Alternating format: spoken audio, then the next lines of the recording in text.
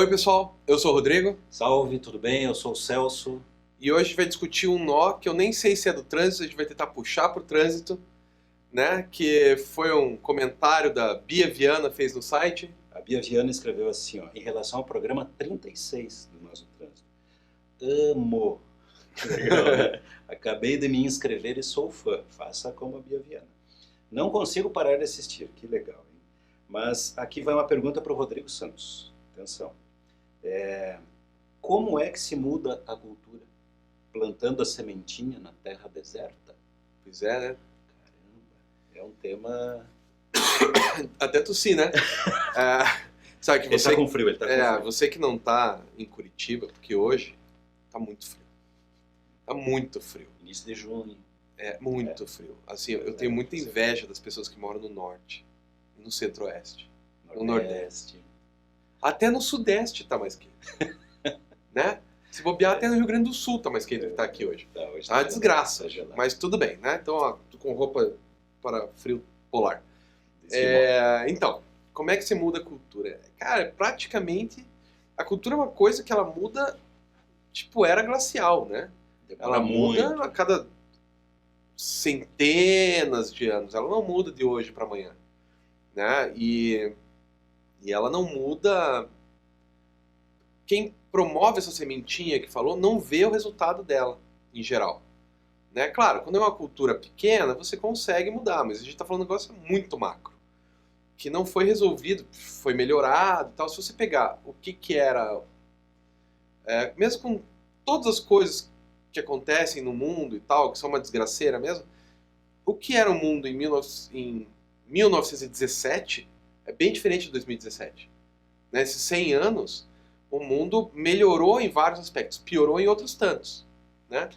Mas, por exemplo, se você pegar a cultura emancipatória da mulher, por exemplo, a gente deu saltos, pelo menos nas sociedades mais evoluídas, a gente deu saltos gigantescos, né? Comparar. Em 1917, as mulheres não votavam.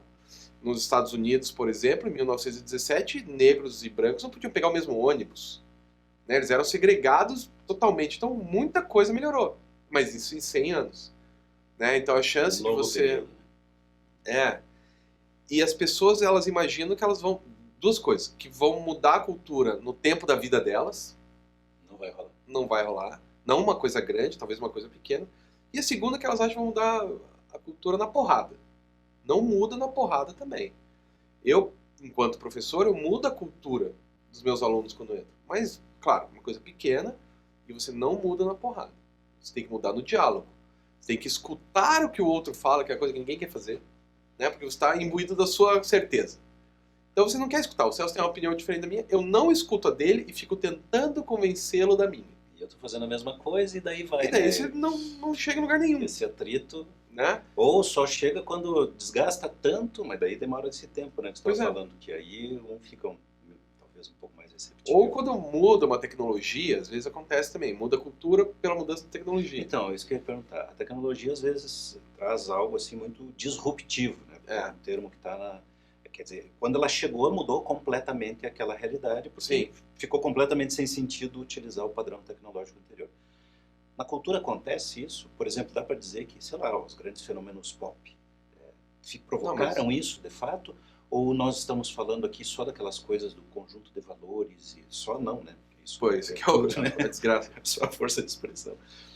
Tem isso, tem algo disruptivo que possa acontecer? Culturalmente é muito raro. Assim. Só quando morre um líder muito carismático, quando você tem uma intervenção massiva de alguma coisa, tipo, sei lá, mudança no Irã, né?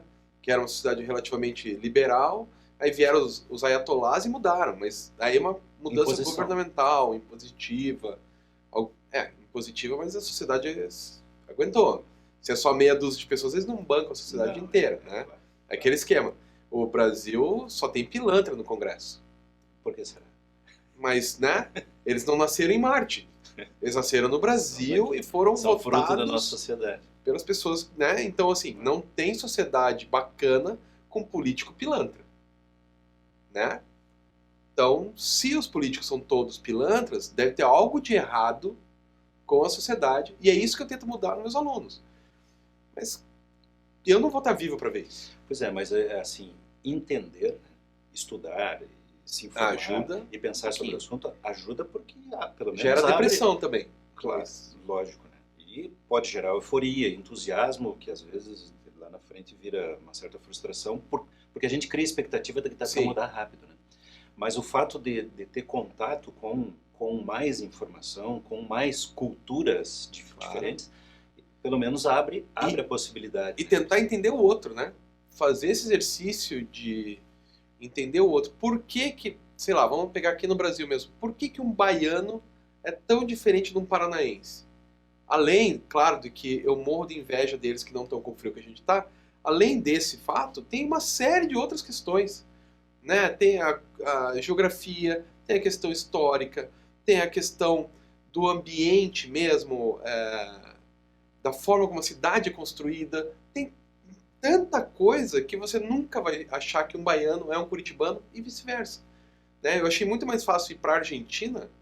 Buenos Aires é muito parecido com Curitiba. Guarda mais similaridade. Quando eu fui para Salvador, eu me espantei com 1 bilhão de coisas. São outras culturas. Se eu chegar com minha pose arrogante e falar, tá tudo errado, aí eu não chego a lugar nenhum. Como é que eu mudo a minha cultura? Chegando e perguntando para um baiano, por que isso é assim? E esperar a resposta dele. E daí ele vai me explicar por que ele acha, né, aquele indivíduo acha, que aquilo é daquele jeito. Você vai perguntando, perguntando. Tem muita coisa que é muito legal. Só que você tem que estar disposto a escutar o outro. Fazer um gancho com o trânsito, porque a pergunta dela, obviamente, estava em relação à cultura de segurança no trânsito, talvez, ou a questão de seguir as leis, ou de ser radicalmente contra, independente dos riscos que isso envolva.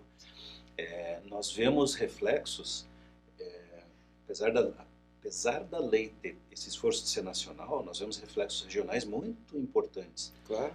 As questões das provas nos Detrans do Nordeste do Brasil são muito diferentes das do Centro-Oeste, que são diferentes das do Sudeste, diferentes do Sul. Sim. E estão refletindo, certamente, a cultura local, né? A maneira com que eles veem e pensam o trânsito. E apesar da lei dizer que a CNH é a mesma, quer dizer, se você se habilitar em Porto Alegre ou em Manaus, você ganha o mesmo documento. E inclusive você pode dirigir fora do Brasil, né? Inclusive fora do Brasil, nos países conveniados e tal, mas dentro do território nacional não tem restrição nenhuma. E como que pode o processo de formação de condutores, as questões que caem na prova, serem diferentes? Não deveriam, mas é fácil de compreender por conta da força dessa cultura regional. É só você pensar a cultura, por exemplo, lá no Nordeste, no Norte, que é um lugar mais quente, tem muito mais moto na rua do que a gente tem aqui. Sim, e isso obviamente é uma realidade de trânsito diferente. Porque aqui a gente não aguenta, é frio, chove, o cara congela, né? E lá não, daí você vai dirigir em Brasília. Aqueles eixos monumental, assim, gigantescos, que você não está acostumado. É outra cultura, né? Então como é que você muda isso? Não tem que mudar, você tem que compreender o outro, e daí se você está lá, você tem que se adaptar. Escuta, daria para dizer assim, até como, sei lá, como dica para quem nos acompanha aí, e para tentar responder a pergunta da Bia, assim, não gaste energia tentando mudar a cultura. Desloque essa energia para estimular essa compreensão, essa tolerância, os princípios do bom viver, porque isso é o que está no espírito da lei, no fundo, é o que está na direção defensiva, é o que todo mundo que pensa segurança, todas as atividades humanas oferecem algum nível de risco. Sim. E tem todo um protocolo gigantesco de segurança na área de trabalho que também são os mesmos da área de trânsito.